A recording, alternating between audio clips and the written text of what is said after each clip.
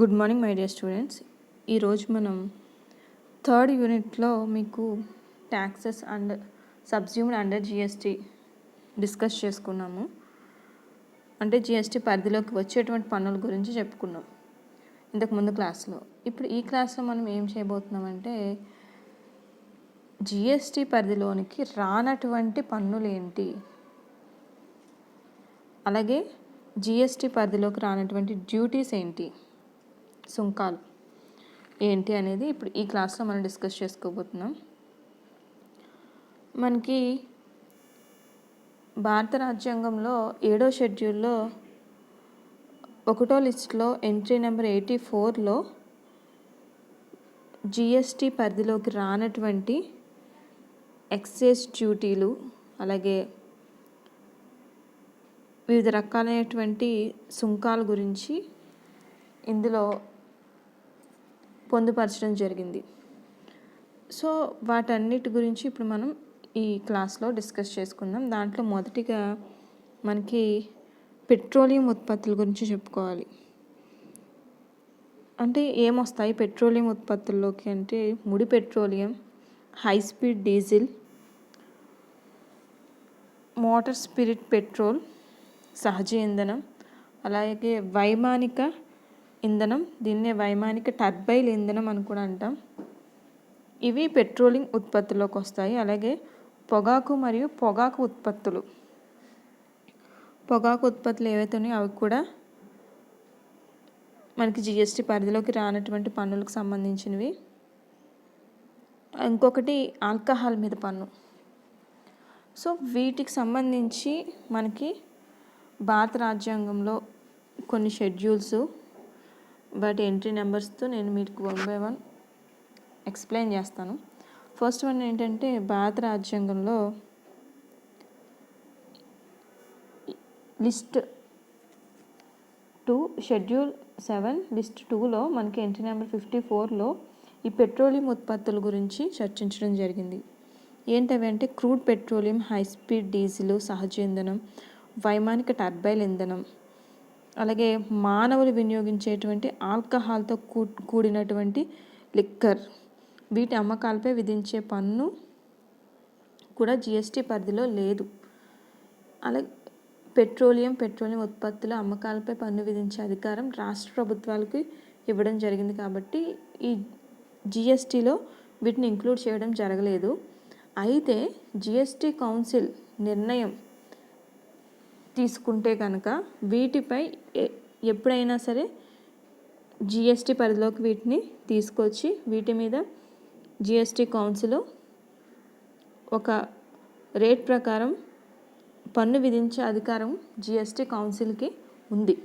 అంటే ఇప్పుడు జిఎస్టీ కౌన్సిల్లో ప్రస్తుతం ఈ ఏవైతే ఇప్పుడు నేను చెప్పినటువంటి పెట్రోలియం ఉత్పత్తులు, పొగాకు ఉత్పత్తులు, ఆల్కహాల్ ఉత్పత్తులు ఉన్నాయో వీటి మీద పన్ను విధించేటువంటి అధికారం ప్రస్తుతానికి రాష్ట్రాలకు ఇవ్వడం జరిగింది. ఇంకొకటి ఏంటంటే వీటి మీద విధించేటువంటి పన్నులు అనేవి జిఎస్టీ పరిధిలో లేవు. ఒకవేళ ఎప్పుడైనా వీటిని జిఎస్టీ పరిధిలోకి తీసుకురావాలని అనుకుంటే జిఎస్టీ కౌన్సిల్ మీటింగ్ అరేంజ్ చేసుకుని నిర్ణయాలు తీసుకుని ఏ వస్తువును జిఎస్టీ కౌన్సిల్లోకి తీసుకురావాలని అనుకుంటే వాటిని జిఎస్టీ కౌన్సిల్ నిర్ణయం తీసుకుని జిఎస్టీ పరిధిలోకి వాటిని తీసుకురావచ్చు. అలాగే వాటి మీద ఎంత రేట్లో పన్ను విధించాలి అనేది కూడా జిఎస్టీ కౌన్సిల్లో నిర్ణయించే అధికారం జిఎస్టీ కౌన్సిల్కి ఉంది అని చెప్పి మనకి భారత రాజ్యాంగంలో షెడ్యూల్ 7 లిస్ట్ 2లో ఎంట్రీ నెంబర్ 54లో ఈ విషయాన్ని తెలియజేయడం జరిగింది. ఇంకొకటి ఏంటంటే ఏవైతే ఇప్పుడు నేను చెప్పిన ఈ ముడి petroleum, high speed diesel, motor spirit petrol, సహజ ఇంధనం, వైమానిక ఇంధనం, పొగాకు మరియు పొగాకు ఉత్పత్తులు, ఆల్కహాల్ మీద పన్నులు ఉన్నాయి. ఇవన్నీ కూడా జిఎస్టీ పరిధిలో లేవు. అంటే జిఎస్టీ ప్రకారం ఈ వస్తువులకి పన్ను విధించడం అనేది జరగదు. అలాగే వీటి మీద పన్ను విధించే అధికారం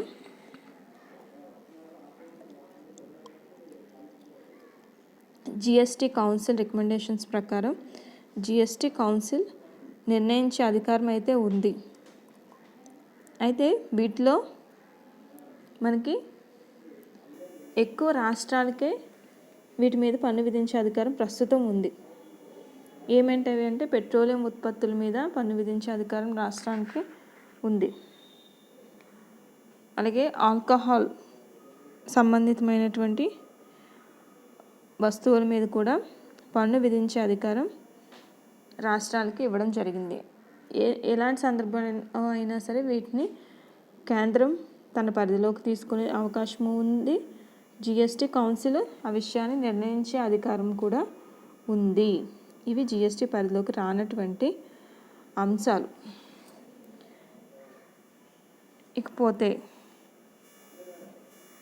నెక్స్ట్ కాన్సెప్ట్లో మనం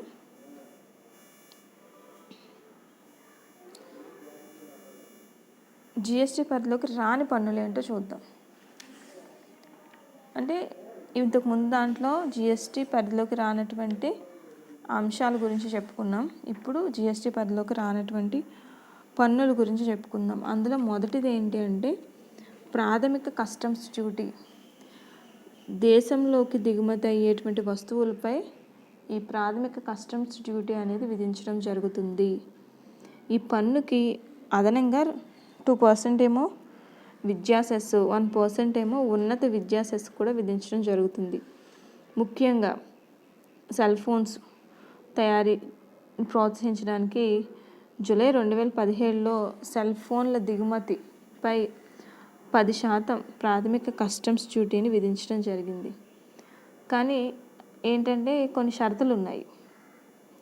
దిగుమతిదారులు పూర్తిగా ఈ షరతుల్ని సంతృప్తి చెందితే అంటే సాటిస్ఫై చేస్తే దాని ప్రకారం పన్ను శాతం తగ్గడానికి అవకాశం ఉంది. ఏంటవి అంటే దిగుమతిదారులు నేరుగా క్లెయిమ్ చేసుకోవాలి. ఇంకొకటి కేంద్ర ప్రభుత్వం చేత నోటిఫై చేసినటువంటి ప్రాంతంలోనే దిగుమతి చేసుకోవాలి. అలాగే నిర్ణీత ప్రదేశము లేదా దేశం నుండి మాత్రమే దిగుమతి చేసుకోవాలి. అలాంటప్పుడు మాత్రమే వీళ్ళు పన్ను నుంచి కొంత శాతాన్ని తగ్గించుకునే అవకాశం ఉంటుంది. ఇది ప్రాథమిక కస్టమ్స్ డ్యూటీకి సంబంధించింది. ఇవి జిఎస్టీ పరిధిలోకి లేనటువంటి పన్నులు మొదటిది. నెక్స్ట్ వన్ ఏంటంటే దిగుమతి పన్ను.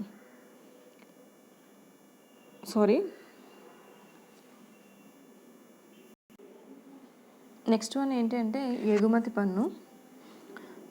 ఒకసారి జాగ్రత్తగా అబ్జర్వ్ చేయండి. ఇది ఎగుమతి పన్ను అంటే ప్రపంచ వ్యాపారంలోకి నిత్యావసర వస్తువుల యొక్క దిగుమతులు చేసేటప్పుడు మన దేశంలో ఆ వస్తువులు తగినంత స్థాయిలో లభ్యం కాకపోతే వాటి యొక్క ఎగుమతుల్ని తగ్గించడానికి, అంటే ఇప్పుడు మన దేశంలో ఏదైనా ఒక వస్తువు తక్కువగా లభిస్తున్నప్పుడు ఆ వస్తువులను ఇతర దేశాలకు ఎగుమతి చేసే సందర్భంలో ఆ ఎగుమతుల్ని తగ్గించే ఉద్దేశంతో ఏం చేస్తారంటే ఈ ఎగుమతి పన్నుని ఎప్పుడైనా విధించే అధికారం ప్రభుత్వానికి ఉంటుంది.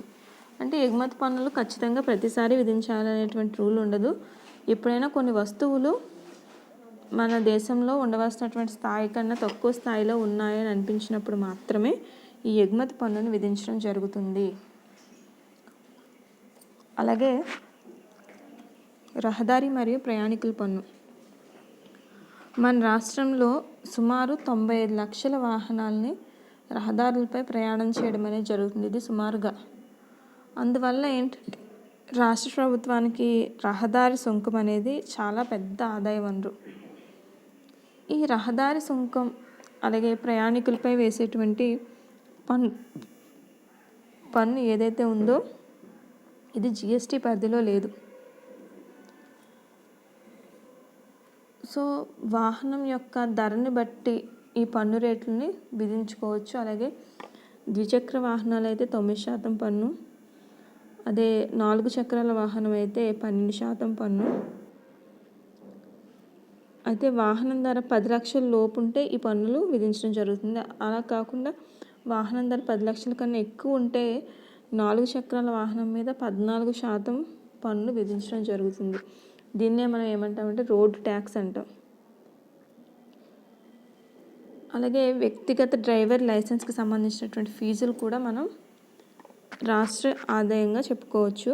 ఇవన్నీ కూడా రాష్ట్రానికి వచ్చేటువంటి ఆదాయాలు. ఇవి జిఎస్టీ పరిధిలో లేనటువంటి పన్నులు. అలాగే టోల్ ఫీజు పన్ను. దేశంలో ఉన్నటువంటి రహదారులపై టోల్ ప్లాజా మనం చూస్తూ ఉంటాం. ఈ టోల్ ప్లాజాల వద్ద అక్కడ ఉండేటువంటి సిబ్బంది వసూలు చేసేటువంటి పన్ను ఏంటి అంటే అది టోల్ పన్ను. టోల్ ప్లాజాల దగ్గర రహదారులపై ఎక్కువగా మనం ఎక్కడ చూస్తామంటే నేషనల్ హైవేస్ మీద ఎక్కువగా మనం ఈ టోల్ ప్లాజాస్ చూస్తూ ఉంటాం. అక్కడ వసూలు చేసే పన్ను ఏంటి అంటే టోల్ పన్ను. దీన్నే టోల్ ఫీజు పన్ను అని కూడా అంటాం. ఇక్కడ ఎంత పన్ను వసూలు చేయాలి అనేది ఆ ప్రయాణ దూరాన్ని బట్టి ఆధారపడుతుంది. 2016లో మన దేశంలో జాతీయ రహదారులపై అంటే హైవేలపై ఈ పన్నుల్ని విధించడం సంబంధించి 390 వరకు కూడా టోల్ ప్లాజాలు అనేవి ఉన్నాయి. ఇవి ఉండే కొలది కూడా వీటి యొక్క సంఖ్య పెరుగుతూ ఉంది. ఎందుకంటే హైవేలు పెరుగుతూ ఉన్నాయి కాబట్టి టోల్ ప్లాజాలు కూడా పెరుగుతూ ఉన్నాయి. ఈ టోల్ ఫీజు పన్ను కూడా రాష్ట్ర ప్రభుత్వం ఈ టోల్ ఫీజు పన్ను కూడా మనకి జిఎస్టీ పరిధిలోనికి రానటువంటి పన్ను. నెక్స్ట్ వన్ ఏంటి అంటే ఆస్తి పన్ను. ఆస్తి పన్ను అంటే మనకి పట్టణాల్లోనూ నగరాల్లోనూ స్థానిక సంస్థలకి వచ్చేటువంటి ముఖ్యమైనటువంటి ఆదాయ వనరు ఏంటి అంటే ఆస్తి పన్ను. అంటే మనకి మున్సిపల్ కార్పొరేషన్స్లోనూ అలాగే పంచాయతీల్లోనూ ఈ ఆస్తి పన్నును వాళ్ళు వసూలు చేయడం జరుగుతుంది. వాళ్ళకి ముఖ్యమైన ఆదాయ వనరు అదే. అలాగే నివాసం ఉన్నటువంటి ఇళ్లపైన నివాసేతర ఇళ్లపైన కూడా వీళ్ళు ఆస్తి పన్నును విధించి వసూలు చేయడం జరుగుతుంది. అలాగే నూతనమైనటువంటి కట్టడాలు అంటే కొత్త బిల్డింగ్స్ కట్టుకోవడానికి ఖచ్చితంగా వాళ్ళు ప్రభుత్వం యొక్క నిబంధనల ప్రకారం వాళ్ళు ఆ షరతులని అన్నిటినీ కూడా పాటించి అనుమతులు తీసుకోవాల్సిన అవసరం ఎంతైనా ఉంది. సో ఇలా అనుమతులు తీసుకునేటప్పుడు కూడా భవన నిర్మాణం జరిగేటప్పుడు కూడా ఈ పన్నుల్ని విధించడం అనేది జరుగుతుంది. స్థానిక సంస్థలు అయినటువంటి కార్పొరేషన్లు, మున్సిపాలిటీలు, పంచాయతీలకి ఈ ఆస్తి పన్ను అనేది విధించేటువంటి బాధ్యత, వసూలు చేసేటువంటి బాధ్యత రెండూ కూడా ఉంటాయి. సో ఈ ఆస్తి పన్ను అనేది జిఎస్టీ పరిధిలోకి రాదు. ఈ ఆస్తి పన్ను కూడా. నెక్స్ట్ వన్ ఏంటంటే స్టాంప్ డ్యూటీ. స్టాంప్ డ్యూటీ అంటే అర్థం ఏంటంటే మనం చాలా రకాలైనటువంటి అగ్రిమెంట్స్ చేసుకోవడానికి కొన్ని రకాలైనటువంటి స్టాంప్స్ అవసరం అవుతాయి. అంటే అధికార లాంఛనాలుగా మనం వీటిని చెప్పుకుంటూ ఉంటాము. సో నార్మల్గా ఒక పేపరు మీద మనం అగ్రిమెంట్ చేసుకునేటప్పుడు ఆ పేపర్ మీద చేసుకునేటువంటి అంశానికి సంబంధించిన వాల్యూని బట్టి ఆ పేపర్కి ఖచ్చితంగా స్టాంప్స్ మనం అటాచ్ చేయాల్సిన అవసరం ఉంటుంది. ఫర్ ఎగ్జాంపుల్ మీకు ఒక చిన్న ఎగ్జాంపుల్ ఏంటంటే మీరు ప్రామిసరీ నోట్ చూస్తూ ఉంటారు. ఈ ప్రామిసరీ నోట్కి స్టాంపు కంపల్సరీ ఉండాలి. అది ఒక లాంఛనప్రాయమైనటువంటి అంశం. అధికార లాంఛనం అంటాం దీన్నే మనం. సో ఒక ప్రామిసరీ నోట్కి స్టాంప్ లేదనుకోండి అది చెల్లుబాటు అవ్వదు. సో అందుకని స్టాంపు వల్ల ఆ నోటు యొక్క విలువ అనేది పెరుగుతుంది. అంటే దీని అర్థం ఏంటంటే స్టాంపు అంటించడం ద్వారా ఆ ప్రామిసరీ నోటుకి, ఆ కాంట్రాక్ట్కి న్యాయపరమైనటువంటి ఏదైతే ప్రాముఖ్యత అనేది వస్తుంది. సో దానికోసం స్టాంప్స్ చాలా అవసరం. ఇది మనం కోర్టులో కనుక అబ్జర్వ్ చేస్తే మనం ఏవైనా రిజిస్ట్రేషన్స్ గట్రా చేసుకునేటప్పుడు 100 రూపాయల స్టాంప్ పేపర్స్ మీద, 20 రూపాయల స్టాంప్ పేపర్స్ మీద వాళ్ళు ఇవి చేయడం జరుగుతుంది, రిజిస్ట్రేషన్స్ అవన్నీ కూడా. సో ఈ స్టాంప్స్ అనేవి చాలా ఇంపార్టెన్స్ ఉన్నాయి కాబట్టి ఈ స్టాంప్స్ సంబంధించి మనం వివిధ వ్యవహారాలకి పత్రాలకి చట్టబద్ధత కల్పించడానికి ఈ స్టాంప్ డ్యూటీని చెల్లించాల్సి ఉంటుంది. ఆస్తి బదిలీ పత్రాలు కావచ్చు, హక్కు బదిలీ పత్రాలు కావచ్చు, బహుమతి పత్రాలు అవ్వచ్చు, వీటన్నిటి విషయంలో కూడా మనకి చట్టబద్ధత ఏర్పడాలి అంటే ఖచ్చితంగా వాటికి స్టాంప్స్ మనం అంటించి తీరాలి. అలాగే అగ్రిమెంట్స్కి, కాంట్రాక్ట్స్కి కూడా మనం స్టాంప్స్ అవసరం. ఈ స్టాంప్ డ్యూటీ చెల్లించినప్పుడు మాత్రమే ఆ అగ్రిమెంట్స్కి చట్టబద్ధత అనేది ఉంటుంది. సో ఈ స్టాంప్ డ్యూటీ కూడా జిఎస్టీ పరిధిలోకి లేనటువంటి డ్యూటీ. నెక్స్ట్ వన్ విద్యుత్ డ్యూటీ.